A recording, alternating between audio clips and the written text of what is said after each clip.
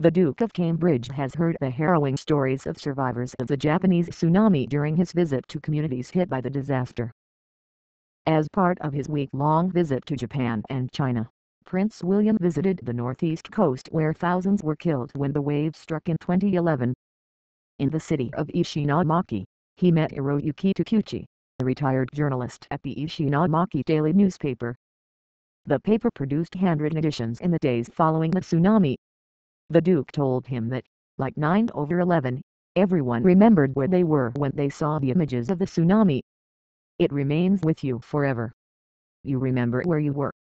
It must have been unbelievably terrifying for you and all the others, he said. Mr. Takuchi said, immediately afterwards it was like hell. So many died and their bodies were on the roads. It is still raw in my memory. The massive tsunami was triggered by a 9.0 magnitude earthquake which hit Japan on March 11, 2011. It killed almost 19,000 people and triggered a major nuclear accident. In Ishinomaki, which lies 220 miles 350 kilometers northeast of Tokyo, some 3,000 people died and more than 40,000 buildings were destroyed. Prince William heard how the earthquake pulled the Japanese mainland 1946 m into the Pacific Ocean, causing Ishinomaki to sink by 70 centimeters. He met Mr. Takuchi in a small museum founded to chronicle the disaster. The museum features original editions of the single poster-sized newspaper pages written in red, black and blue felt tip, complete with a hand-drawn masthead.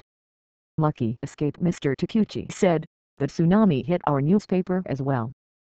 But we found printing paper that miraculously stayed dry and we hand-wrote the news. There were just 6 copies every day. We put them on bulletin boards at evacuation centers. William asked, where were you when it happened? Mr. Takuchi said, I was in the newspaper. There was such a big tremor that I thought it would collapse, although it didn't. We felt that as long as we had pen and paper we could send out news, and that this was our duty as a newspaper. Luckily, among our staff no one died. He showed William one of the editions of the handwritten paper from 5 days after the disaster, when people in Ishinomaki had no electricity and were largely isolated from the outside world.